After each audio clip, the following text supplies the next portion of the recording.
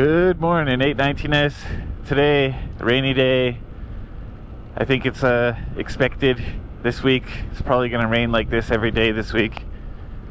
So, yeah. It definitely feels a lot cooler. The temperature has come down for sure.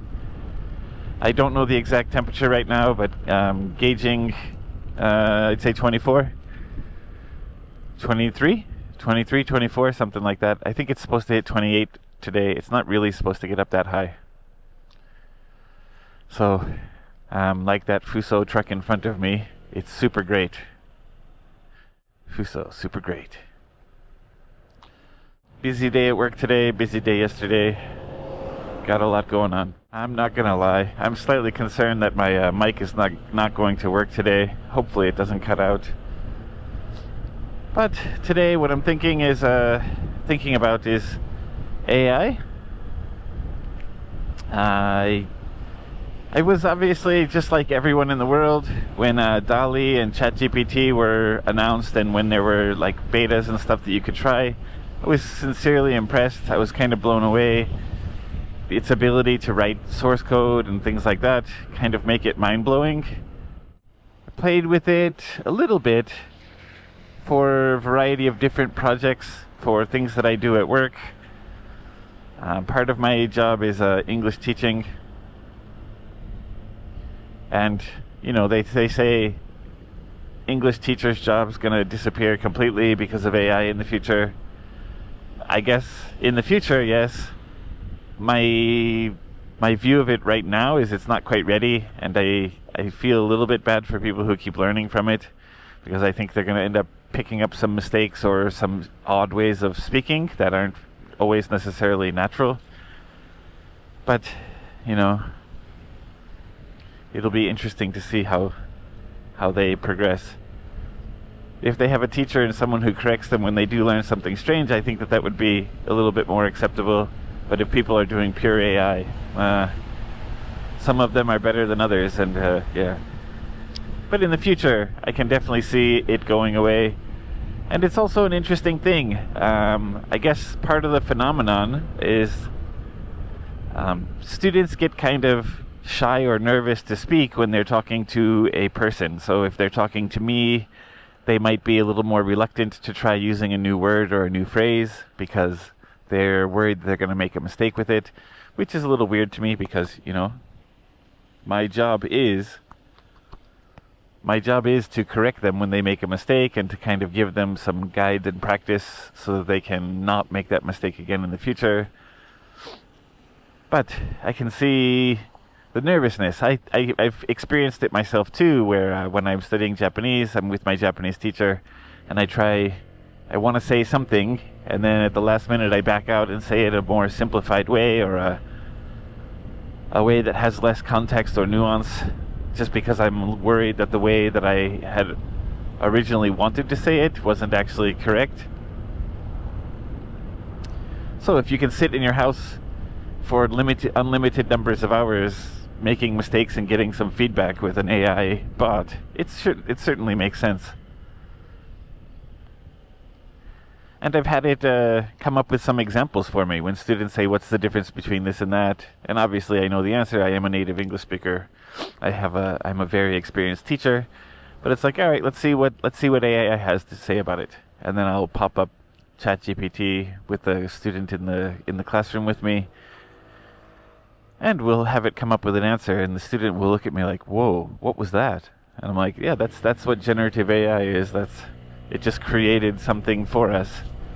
And if I read through, I'm like, yeah, this one's mostly accurate. This one you can trust. So let's take a look at the example. And then I've seen a few where it's like, yeah, this one is close, but I would say this isn't actually natural English. Example number 2, example number 6, those are not what native speakers would say. Something like that.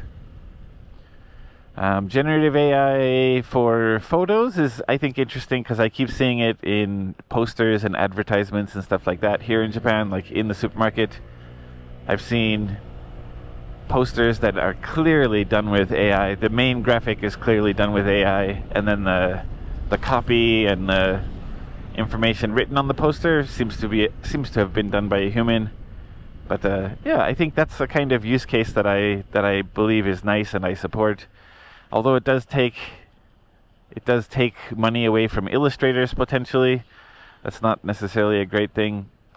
I think if you can whip up an idea and then ask it again and have it whip up another idea and have it whip up another idea, in the time it would take an illustrator to sketch something out, and then you make the change that you want and then sketch that out and then do that, and then to finalize the sketch with all the coloring and fill and stuff like that, the AI is done in a few minutes. I also think you could probably, if part of what you want to do is make sure that humans have jobs, you could probably come up with the concept or idea that you have with AI and have a human artist take that and draw it out either identically or add just a little bit of their flair to it, their own uniqueness to it, you know. But yeah, I watched some podcasts about AI, especially Diary of a CEO, and there seems to be a lot of doom and gloom. And then I listened to some other podcasts where the guy had a pretty interesting idea.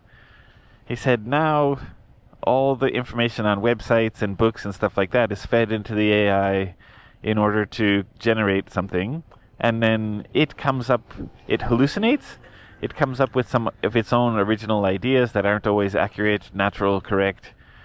But those things are being published to the internet or written about in books without fact-checking necessarily, depending on the person who's creating the content.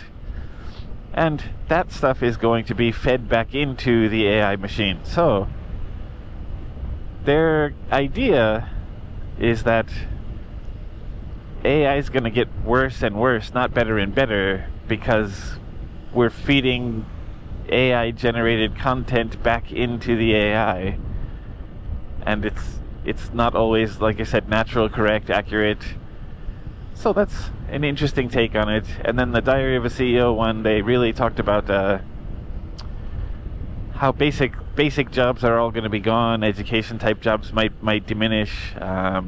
Any data type of work might disappear because, you know, the computer can calculate it and, for lack of a better word, can understand it better than humans can, or faster than humans can.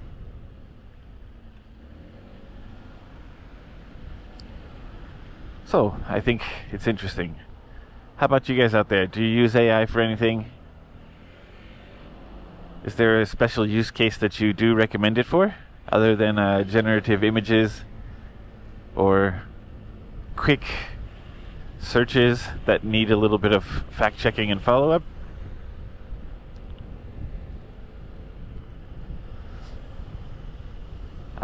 The last comment I want to make about AI is generative video. Some of it is there. It's really, really, really good, and I can't tell the difference. But I've noticed more and more on YouTube Shorts, just weird things. I watched a video talking about Brendan Fraser the other day, and they were talking about him in his different roles, and they spliced in clips of him on the red carpet, clips of him from movies, and then it seemingly AI-generated remake scenes of clips from his movies. I don't exactly understand what it is. It could have been a filter applied to the movie scene, and I'm not really sure what the intention was there, but it just really looks plasticky and fake. The facial features didn't look right. Everything looked weird, but it was, or it seemed to be, a scene from the movie. And I just can't watch stuff like that. It's so awful. I see more and more of it on YouTube too.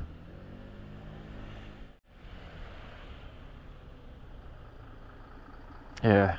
So, anyways, I'm curious, what's your take? Do you use AI? What do you use it for? Is there anything I'm missing about it? Is it going to be good for humanity in the end or bad? My take is bad. I don't like it. I don't think we should be using it, but I'm curious to hear what other people think. Wow, Umbrella Corporation. Alright, that's it for this one. I gotta get to work. Gotta get to work safely. Thank you guys so much for watching. Hopefully the mic lasted. I'll see you in the next one. Ride safe.